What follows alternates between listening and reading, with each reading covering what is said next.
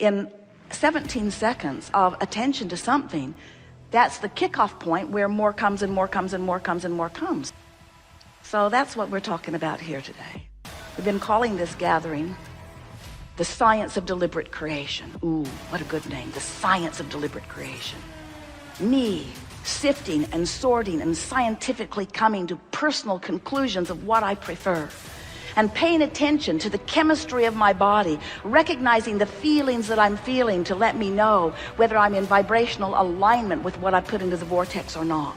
And incrementally, day by day, getting better and better until there is that good feeling, good feeling, good feeling, and then that magnificent tipping point where it moves just not from feeling, but it moves into full-blown manifestation where I can embrace it and see it and smell it and taste it and touch it and lick it, and so can anybody else have view to it, because my manifestations are now out there vivid for everyone to acknowledge. You said, I am the creator of my experience. We love the science of deliberate creation. The all day, every day, noticing where I am, identifying where I want to be, and then giving my undivided attention to where I'm going. That's what we mean by science. Ever changing, always looking forward. Science in your physical world is a sort of stymied, sort of shooting itself in the foot often, because it is so much more involved in what is than in what's in the vortex. And that's the difference between what we are teaching you here in this Art of Allowing workshop. This is the gathering where you learn about the vibrational version that precedes all manifestational versions. And if you believe us when we say that the vortex version is there, and even more important, if you believe us when we say that the vortex version is there and that the vortex version is the now reality, it is now. In Australia, it's tomorrow, did you know? That is so strange. Jerry and Esther were there. They called back home. They said, we're living your future. When you get here, you're really going to like it. But of course, that isn't exactly accurate. It was called something different, but it was all now. In other words, Saturday in California, Sunday in Australia, and non-physical. We don't even have clocks or calendars. In other words, there is no time in that sense where we are, and yet it is all now, and here we all are rendezvousing together in the now. Your vortex is now, and it is real, and it is the main event. And if we were standing in your physical shoes, it would be the only thing that we would have our eye upon what we have put there vibrationally. We would be honing in on it. We would be feeling our way to it. We would be feeling our way to it. And when we got in the middle of a conversation that was inspired by an event or by another person or by a letter or an email that we read, if we got into the middle of a conversation with ourselves or with someone else, and we felt that feeling within us that feels like fear or anger or disappointment, in the moment that we felt that feeling, we would stop and say, I got that feeling.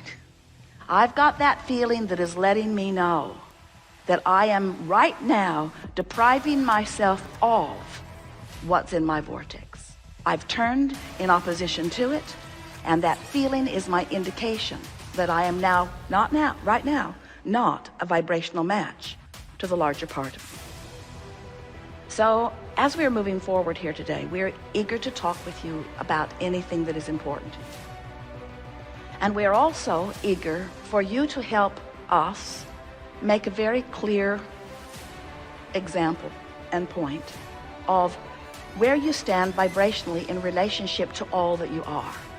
We want to awaken within you those feelings that let you know whether you're aligned and allowing the wholeness, or whether you're misaligned and resisting the wholeness.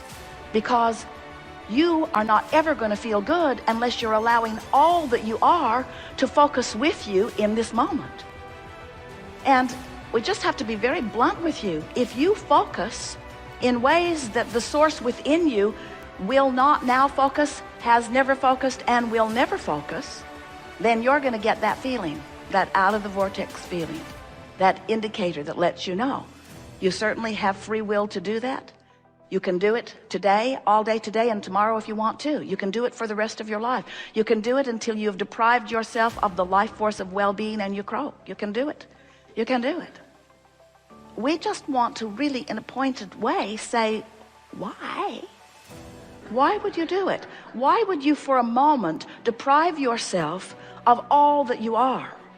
And we think it's because you've been confused about what's going on. We think it's because you are so oriented into the physicalness and the manifestation of things that when you want things that haven't showed up, your attention is upon the absence of them. So the absence of them has trained your vibration into a habit that doesn't feel good. It doesn't feel good, but it's a habit. And the reason it's a habit is because law of attraction keeps making it easier for you to think the thought that you've been thinking. What's active in your vibration shows up around you.